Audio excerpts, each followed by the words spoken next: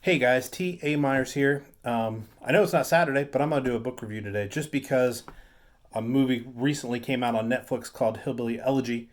And I read the book when it first came out, so I figured it'd be a perfect time to do a quick video on the book and on the movie. So this is kind of a cross between a book and a movie review. But before I go any further, take 1 second, hit the like button, hit the subscribe button. It's right down there. Just do that for me real fast. I just kind of want to know people are watching my videos, who people are enjoying my videos. Leave a comment if you want. But let me get into the review now. Hillbilly Elegy. I give both the movie and the book 4 stars. And it's kind of hard because books like this and movies like this aren't necessarily biographies.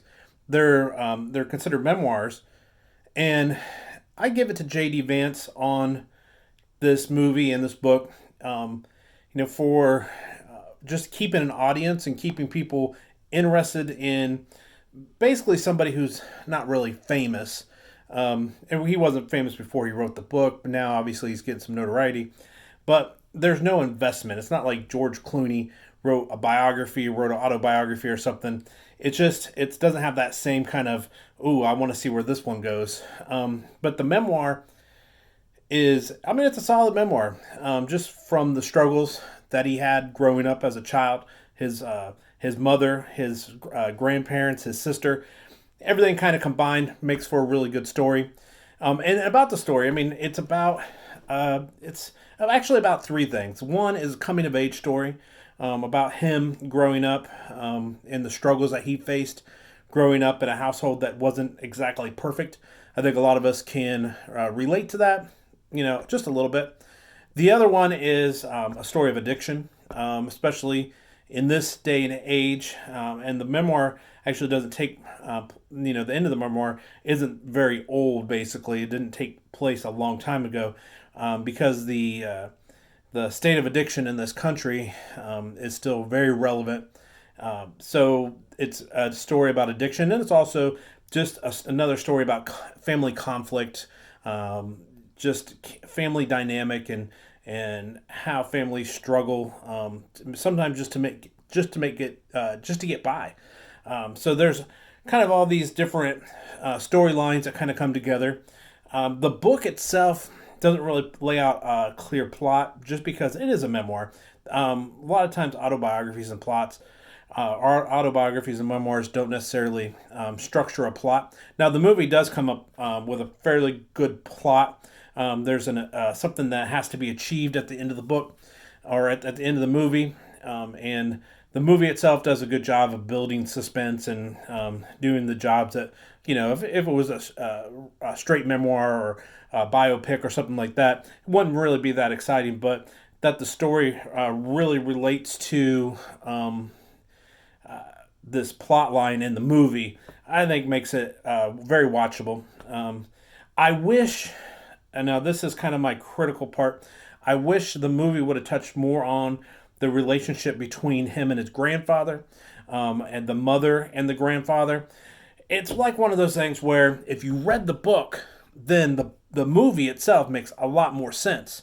But if you didn't read the book, there's a lot of parts that kind of are like, well, why is the grandfather? I'm gonna give something away. Just let you know. Why does the grandfather not live with the grandmother? Yeah, there's a scene in there that kind of explains a little bit, but there's more to it, and the book obviously illustrates that a little bit better.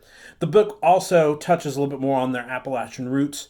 That being Hillbilly Elegy, you would think that it's going to be based solely in Kentucky and Appalachia, but it's not. Most of it's based in Middletown, Ohio, and I can relate to that because I live about 10 minutes away from Middletown, Ohio, so I know pretty much all the places he talks about in the book.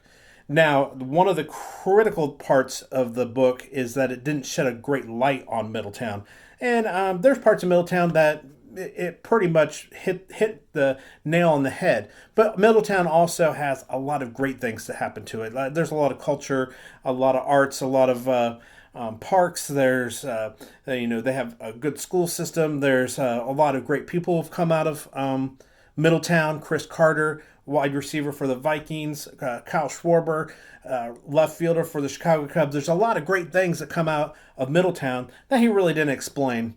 And also the dynamic between his family and Armco Steel, which is now AK Steel. So he goes into, in the book, he goes into more detail about AK Steel and how it came about, and how his grandfather worked for Armco. A lot of people worked for Armco. It was a big steel city, especially back in the 50s, 60s, 70s. Armco Steel was a huge company.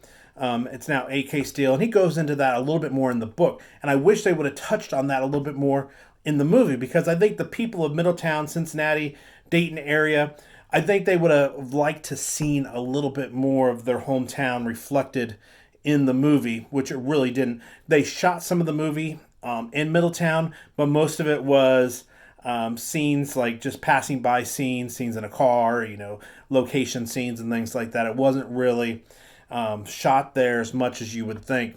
So I think that the criticism of people, especially around here, Middletown should have been more of a spotlight, because the book does Middletown some justice, but also some injustice as well.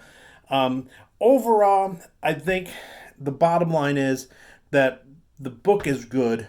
The book is 4.5 stars.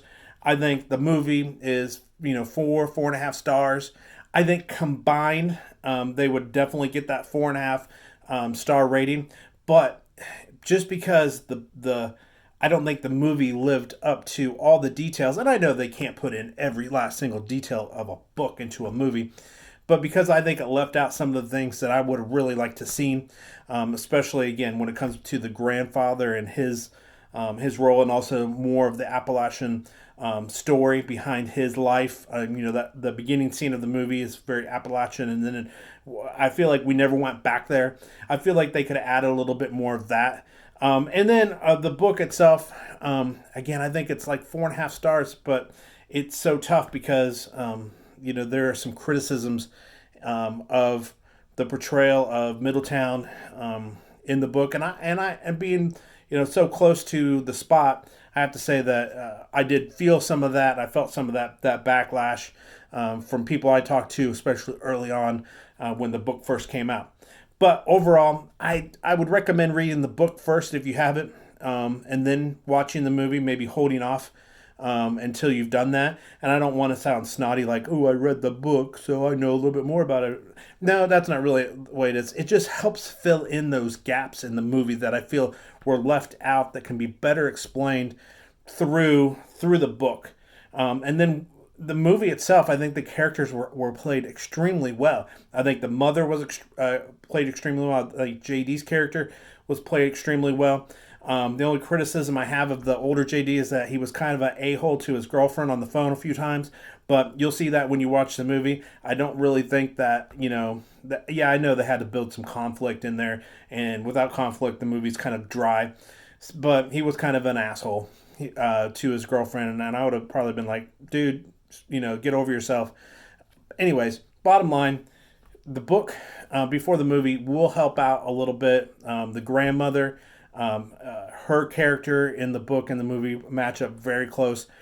So you're not going to be disappointed when you read the book and then go to the movie and say, this is completely different. No, it's going to be about the same. It's just that the book adds so much more detail to some of the situations that can better be explained, basically, because you know them. You know them now. So anyways, this has been T.A. Myers on your, I guess it's a Wednesday book review now. But I'm going to do one on Saturday again anyways. I got some really good books lined up to go over. I'm finishing a few books myself. Check back. Make sure you hit that like and subscribe button. But check back from time to time, because I'm going to have more reviews.